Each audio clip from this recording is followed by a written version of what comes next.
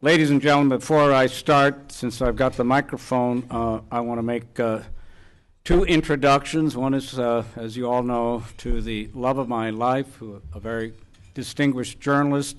Deborah Howell, I would like you to stand up, please. I know you said I shouldn't, but I'm going to do it.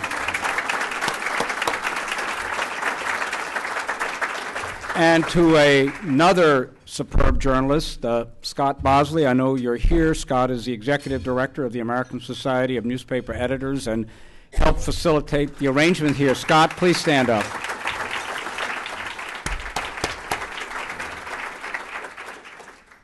During my years at the Land-Grant Association, I attended the State of WVU Day in D.C. on a number of occasions. I never dreamed that I would be up here speaking as WVU president. It's a real honor. It's also my final speech as WVU president. It's not a swan song. I am not a swan. I am a mountaineer.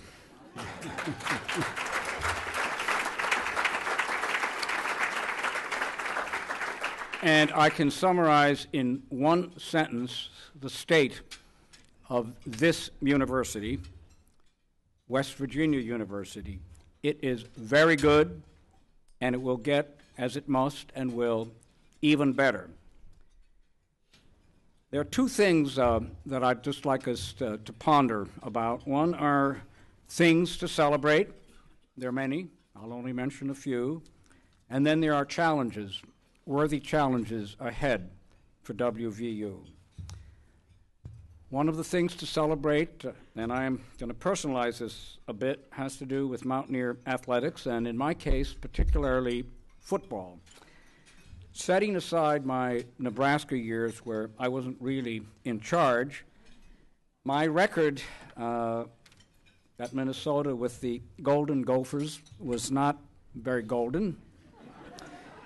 My years in those days with the Missouri Tigers, well, the Tigers were clawless.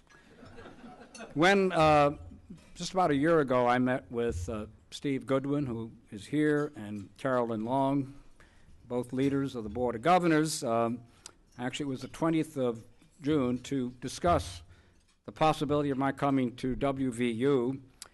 I certainly, Steve and Carolyn, did not lie about anything, but I may not have practiced full disclosure that I was afraid the Typhoid Mary of American college football. Well, okay, but no longer, because the Mountaineers had a winning record this year. We won a tough bowl game, and I'm here to say I am finally a successful university president.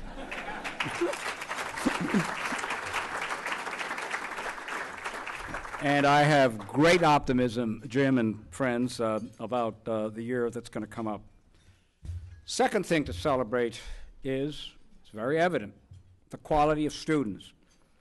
Emily Congrelli symbolizes uniquely, very vividly, the quality of WVU students.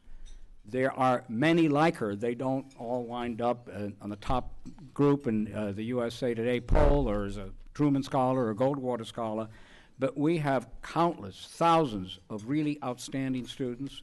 We have many wonderful honors students. WVU has a really strong and exciting honors college. We have students at WVU that are worthy of the most selective colleges, and they have chosen to come and are nurtured and are improved by being at a student-centered, caring, big, and diverse university. Third thing to celebrate is West Virginia University integrity. When integrity and honor, when that's lost, everything is lost.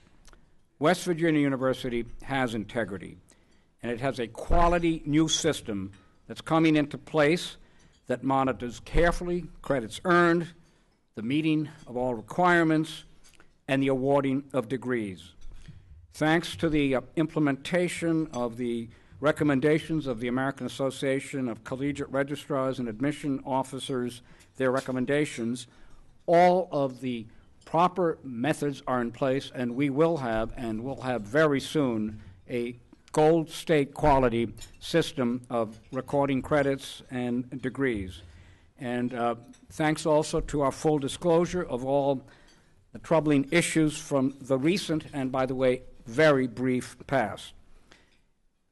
Just as important and critical, the academic quality of our faculty and our courses is excellence. There, too, is total quality and integrity. Another thing to celebrate, the Blanchard Rockefeller Neurosciences Institute. Thanks to Senator Jay Rockefeller, the Institute is poised to be a world leader in dealing with Alzheimer's and memory loss. It's now fully on the WVU campus, and it's finally in close collaborative partnership with WVU Health Sciences. Another thing to celebrate, our Advanced Energy Institute and the significance of coal. Energy is critical for the United States, and coal, ladies and gentlemen, is needed, and clean coal is possible. In the work that we do, and in partnership with Carnegie Mellon University and with Pitt, although not on certain football occasions, WVU is moving and can be a world leader in energy and in clean coal. Our newly opened office here in Washington, the Washington office of WVU, to exploit, to pursue federal opportunities in education, in research, in all kinds of programs. That office just recently opened. It's located in the Hall of States, and it will be a vital vehicle to promote the interests of WVU. And of course, we thank, as others have thanked, our West Virginia congressional delegation, all of them, the three members of the House and the two great senators who do so much that is so extraordinarily valuable for West Virginia and for the United States and the world. There's a but here, but it's not a bad but. There are some challenges. Jim Clements, I had to leave a few things to occupy my very good successor. So let me mention what I call some worthy challenges. WVU must be, in my judgment, even more research intensive than we are. And with coal and energy needs, with the strengths we have in engineering and many sciences, we can and have to be stronger. Same thing applies to the excellent work that's done, and excellent work is done in our health sciences. Secondly, I believe that even though we are entrepreneurial, WVU can be even more entrepreneurial. In partnership with business, government, communities, it's essential that we partner and work and have win-wins in all kinds of collaborative relationships. And that is essential. That is essential to attract the resources that we must continue to attract to fulfill our everlasting and fundamental core land-grant mission. There needs to be, and there's a strong effort underway, and I'm optimistic that it will succeed, to better integrate all of our health sciences and hospital operations so we can be more efficient, more nimble, and more effective in a changing health sciences environment that is extraordinarily important for West Virginia and for the health sciences at WVU. And we have diversity, we need to have more diversity. We need to work hard to increase our diversity to be effective for our students and for the whole mission of WVU, because the real world, and we are in the real world, is a world of great diversity. So that is another extraordinary challenge. And here, so many of you that are here and your friends and colleagues from the Alumni Association and others can help.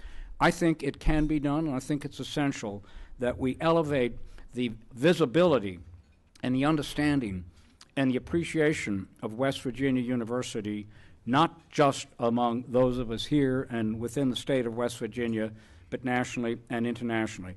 And that's important as well to attract the support that this university needs.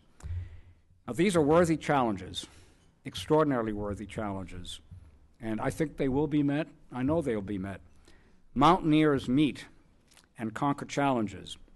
That's why we say, let's go Mountaineers, and we will. Thank you very much.